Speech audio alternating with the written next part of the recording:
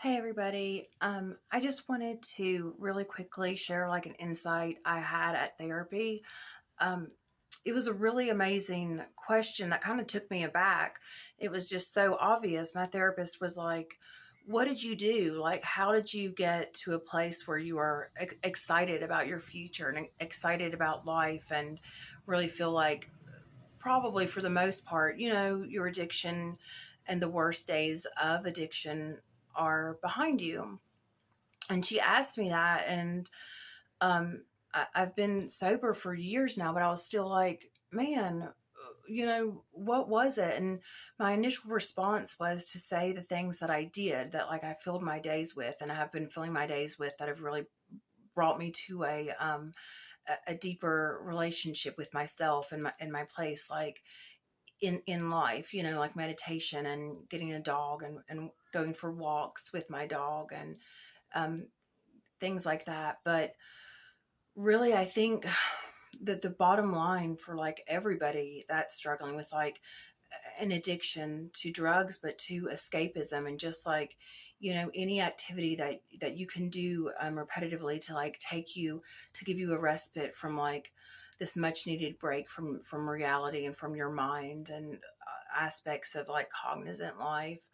um, I think everybody just, the bottom line, regardless of what led you to whatever addiction, I think is like you have to just like get excited about yourself. There was an episode of Dr. Phil. I wrote about it because it always stuck with me. It was a commercial for Dr. Phil, like in 2000, approximately 2008. Um, and it was like just a snippet. It was like Dr. Phil saying in his annoying like Texas twang, he was like, "You've got to get excited about your life." And of course, my response, being someone who had like mental illness and addiction at the time, was like, well, it's easy for you to say. You're a rich, multimillionaire, like television star who's like living the dream, and you have this show with your name on it. Of course, it's easy for somebody like Dr. freaking Phil to get excited about, his life and to tell other people that that's what they need to do. And it's like, well, maybe some people just don't have lives that they can get excited about. In fact, maybe for a lot of people it's quite the fucking opposite, pardon my French. But that's where I had to start with, was getting excited about myself, because my life wasn't anything to get excited about. And I couldn't start there, and I didn't have like a passion or a North Star. But when I started to look at myself as just like worthy of, what if I am, hypothetically, what if I am capable of being in control of my life? What if I am capable of making a life on my terms, living life on my terms? You know, what would that look like, and getting excited about myself, and really just authenticity and autonomy, like taking that power, that first step of taking that power back of being in control, and even hypothetically, like I said, being in control. um that led me at least to say, I don't know like what my North Star is, and I don't even have a freaking clue.